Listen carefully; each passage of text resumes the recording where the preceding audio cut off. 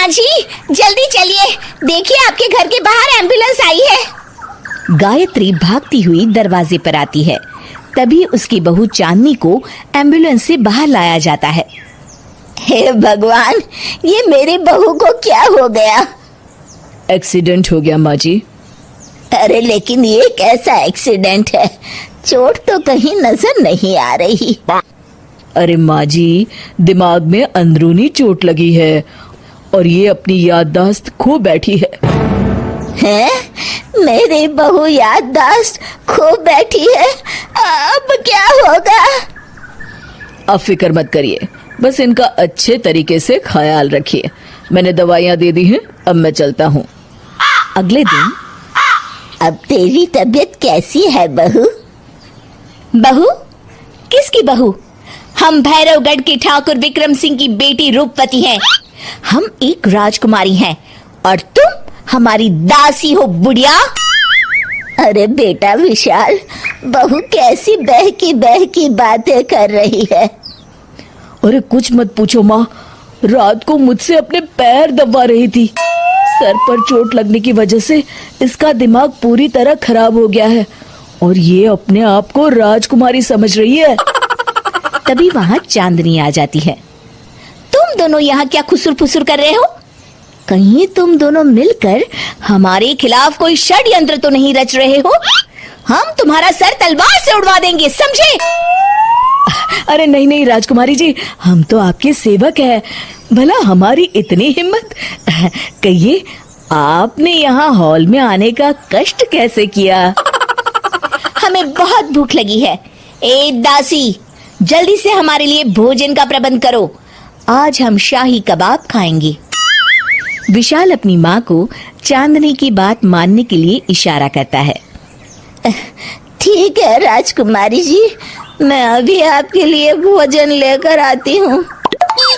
इस तरह विशाल और उसकी माँ ना चाहते हुए भी चांदनी की जी हजूरी में लगे रहते हैं। लाओ माँ, जल्दी से मेरा टिफिन दो, मुझे देर हो रही है।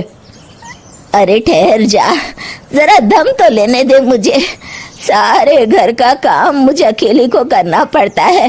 तेरी बीवी तो राजकुमारी बनी बैठी है, सारा दिन हुक्म चलाती रहती है। अरे माँ, मेरा भी तो यही हाल है। फिलहाल तुम मेरा टिफिन दे दो, मैं चला। रुको, कहाँ जा रहे हो? अरे मर गया रे, ये कहाँ से आ धमकी? आज हमारा जुहू चौपाटी घूमने का मूड है और हमें अपने लिए नई साड़ियाँ भी खरीदनी है। चलो जल्दी से अपना वाहन निकालो और हमें ले चलो। अरे अब तो मैं गया काम से। अगर आज मैं वक्त पे ऑफिस नहीं पहुंचा तो मेरा बॉस मुझे नौकरी से निकाल देगा। मरता क्या न करता। आखिरकार विशाल चांदनी को घुमाने ले जाता है और चांदनी अपने लिए ढेर सारी शॉपिंग भी करती है। ए दासी, टीवी पर कपिल शर्मा के आने का समय हो गया है, जल्दी से टीवी शुरू करो। अरे वाह, कपिल शर्मा तुझे याद है, बाकी कुछ याद नहीं। बहू तू तो बड़ी चालू लगती है, अपने फायदे की हर चीज तुझे याद रहती है। मैं तो तेरी इस अजीब बीमारी से परेशान हो गई हूँ।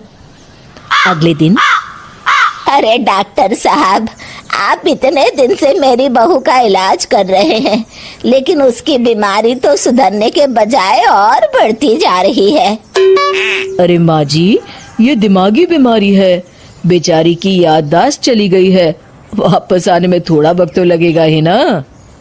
गायत्री डॉक्टर से बात कर ही रही होती है कि तभी उसकी पुरानी सहेली शीला वहां आ जाती है। शीला को देख अचानक डॉक्टर घबरा जाते हैं। अच्छा माँ जी, मुझे एक मरीज को अर्जेंट देखने जाना है, मैं चलता हूँ। ये कौन था?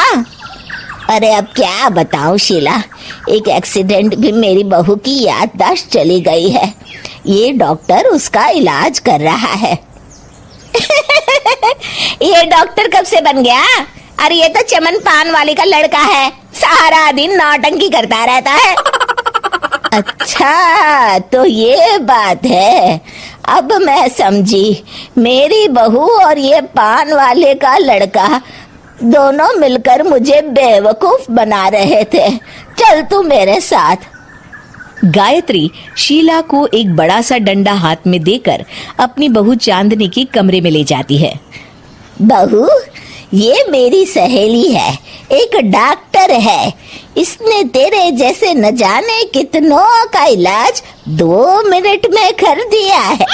इसका कहना है कि सर पर जहाँ चोट लगी हो, अगर उसी जगह दोबारा किसी बड़े डंडे से जोर से मारा जाए तो मरीज की याददाश्त वापस आ जाती है। देख, हम डंडा भी लाए हैं। अपनी सास की बातें सुनकर और हाथ में बड़ा डंडा देख चांदनी घबरा जाती है। अरे बाप रे, मैं तो फंस गई। इस डंडे की एक बार की वार से ही मैं तो चारों खाने चित हो जाऊंगी। अब क्या करूं, क्या करूं, क्या करूं? लेकिन गायत्री, डंडा सर पर ठीक उसी जगह लगना चाहिए जहाँ चोट लगी है। अरे तू चिंता मत कर, 2-4 बार मारूंगी तो एक बार तो सही जगह लग ही जाएगा ना।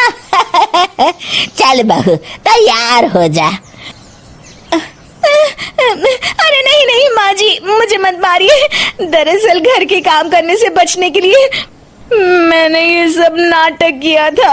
मुझे माफ कर दीजिए, मैं कान पकड़ती हूँ। दोबारा ऐसी गलती कभी नहीं करूंगी।